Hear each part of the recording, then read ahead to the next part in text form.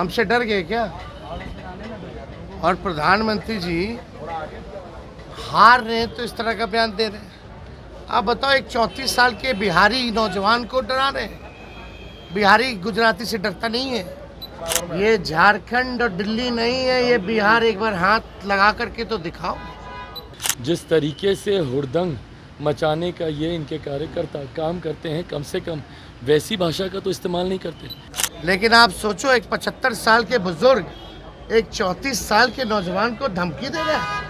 नमस्कार, मेरा नाम प्रेम है और आप लाइव स्ट्रीट देख रहे हैं। देखिए, चिराग पासवान आज तेजस्वी यादव पर खूब बरसे हैं, क्योंकि तेजस्वी यादव का कहना था कि संविधान का ज्ञान प्रधानमंत्री नरेंद्र मोदी को नहीं है। अब चिराग पासवान सामने आते हैं और तेजस्वी यादव को जवाब भी देते हैं। देखिए, छठे चरण का मतदान चल रहा है, यानी वोटिंग हो रहा है। सवाल उस पर भी पूछा गया है चिराग पासवान से। प्रधानमंत्री नरेंद्र मोदी आज बिहार के दौरे पर थे और बिहार में कई जनसभा को संबोधित भी किया उन्होंने। पर तेजस्वी यादव को लेकर प्रधानमंत्री नरेंद्र मोदी का जो बयान आया, उसके बाद सियासत भी खूब हो रही है, क्योंकि प्रधानमंत्री नरेंद्र मोदी का कहना था कि जितना दिन हेलीकॉप्टर में उड़ना है उड़ लें, उसके बाद जेल ही जाएंगे। अब तेजस्वी यादव इस पर क्या कुछ करे वो भी हम आपको सुनवाएंगे। पर देखिए, एक ही वीडियो में अभी आप सुनिएगा चिराग पासवान का बयान और तेजस्वी यादव का बयान। देखिए, दोनों युवा हैं। लोकसभा के चुनाव से पहले ये कयास लगाया जा रहा था कि चिराग पासवान और तेजस्वी यादव एक हो जाएंगे, पर लोकसभा का चुनाव चल रहा है, छठे चरण का मतदान हो रहा है और देखिए किस तरीके से तेजस्वी यादव, चिराग पासवान एक दूसरे पर खूब बरस रहे हैं, खूब एक दूसरे को सुना रहे हैं। नौकरी का मुद्दा हो या फिर रोजगार का मुद्दा हो, संविधान का मुद्दा हो, 400 पार के नारे हो, तमाम चीज़ों को लेकर तेजस्वी यादव से भी सवाल किया जा रहा है और सवाल चिराग पासवान से भी किया जा रहा है। किस तरीके से दोनों नेता चिराग पासवान और तेजस्वी यादव जवाब दे रहे हैं, पहले आप वो सुने। है कि हेलीकॉप्टर से घूमने का समय जैसे ही पूरा होगा और वैसे ही जेल जाएंगे। कौन? प्रधानमंत्री ने कहा। कौन? आप। अच्छा, हमसे डर गए क्या? और प्रधानमंत्री जी हार रहे हैं तो इस तरह का बयान दे रहे हैं। आप बताओ, एक 34 साल के बिहारी नौजवान को डरा रहे हैं। बिहारी गुजराती से डरता नहीं है। मोदी जी, ये झारखंड और दिल्ली नहीं है, ये बिहार। एक बार हाथ लगा करके तो दिखाओ। बिहारी है, बिहारी किसी से डरता नहीं है। बिहारी, हमारे भगवान कृष्ण का जन्म भी जेल में हुआ है। डरा किसको रहे हैं? हम लोग क्यों डरेंगे? लेकिन आप सोचो, एक 75 साल के बुजुर्ग एक 34 साल के नौजवान को धमकी दे रहा है कि तुम हमको चुनाव हरा रहे हो तो हम तुमको जेल भेज देंगे। वो वक्त जनता फैसला करेगी, हमारी मालिक तय करेगी।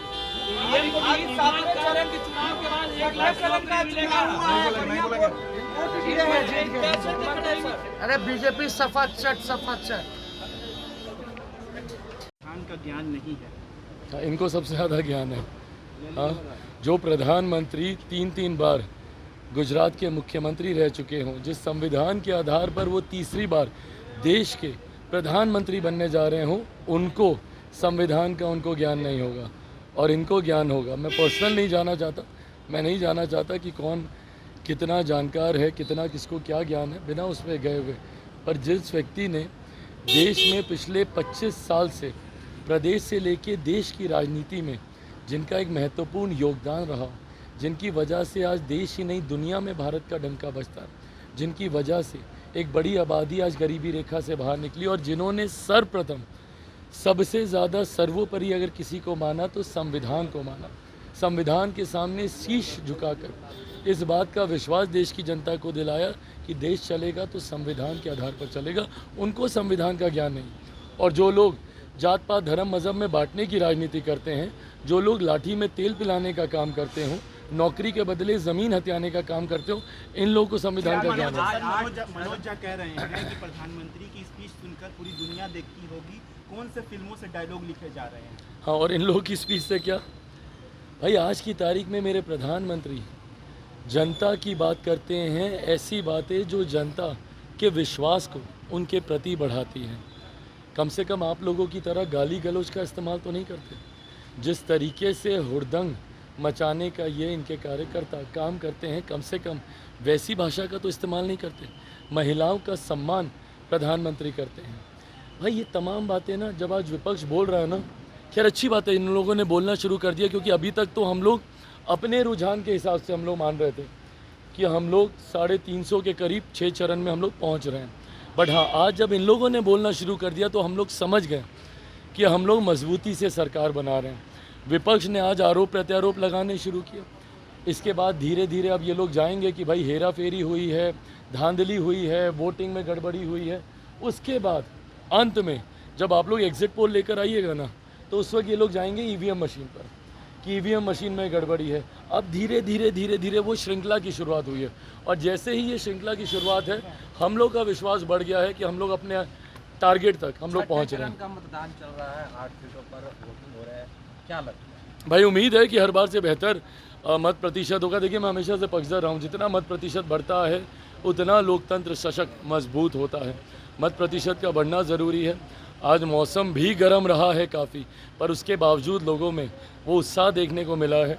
लगभग अभी कुछ समय का मतदान अभी और बाकी है। उम्मीद करता हूँ कि आखिरी आंकड़े आते आते तक हम लोग को खुशी होगी मतदान प्रतिशत देखकर। डबल डिजिट में नहीं आएगी बिहार में, ऐसा विपक्ष के लोग सोचिए कौन लोग बोल रहा है जो खुद 10 साल से डबल डिजिट में नहीं गया, ये लोग बोल रहा है। राजद अपना खाता तक नहीं खोल पाया, एक कांग्रेस के खाते में सीट गई। इस बार किशनगंज भी हम लोग जीतेंगे, 40 की 40 सीटें एनडीए जीत रहा है। तो अभी आप चिराग पासवान को भी सुन रहे थे और तेजस्वी यादव को भी सुन रहे थे, किस तरीके से दोनों नेताओं ने एक दूसरे पर सवाल खड़े कर दिए हैं। देखिए, चिराग पासवान ने तेजस्वी यादव को जवाब दिया है, तो प्रधानमंत्री नरेंद्र मोदी पर गुस्सा तेजस्वी यादव का फूट पड़ा है। साफ शब्दों में कह रहे हैं कि एक युवा से 32 साल के लड़के से डर गए हैं, जेल भेजने की बात कर रहे हैं। देखिए, प्रधानमंत्री नरेंद्र मोदी आज बिहार दौरे पर थे, कई जनसभा को संबोधित किया उन्होंने, और उसी जनसभा को संबोधित करते हुए उन्होंने कहा था कि जैसे ही हेलीकॉप्टर से घूमना बंद हो जाएगा तो ये लोग जेल जाएंगे। अब किस तरीके से इस पर तेजस्वी यादव अपनी बातों को रख रहे थे वो हमने आपको सुनवाया है। देखिए, किस तरीके से तेजस्वी यादव प्रधानमंत्री नरेंद्र मोदी को जवाब दे रहे थे, पर चिराग पासवान भी तेजस्वी यादव पर खूब गरज रहे थे और कह रहे थे, जिस तरीके से सवाल खड़े कर रहे हैं, अब देखने वाली बात होती है कि अब आगे और क्या कुछ होता है। देखिए, एक और बिहार में 40 लोकसभा की सीट है, तो वहीं दूसरी ओर बात करें तो एनडीए के लोग 40 में 40 जीतने की बात कर रहे हैं, पर महागठबंधन के लोगों का दावा है कि डबल डिजिट में भी एनडीए इस बार बिहार में नहीं आएगी, 200 आंकड़े को भी पार नहीं कर पाएंगे। किस तरीके से चिराग पासवान जवाब दे रहे थे और कह रहे थे कि एक सीट पिछले बार ये लोगों ने किशनगंज की जीती थी, वो भी इस बार हम लोग ही जीत जाएंगे। क्या कुछ कर रहे थे चिराग पासवान और क्या कुछ कर रहे थे तेजस्वी यादव, हमने आपको सुनवाया है।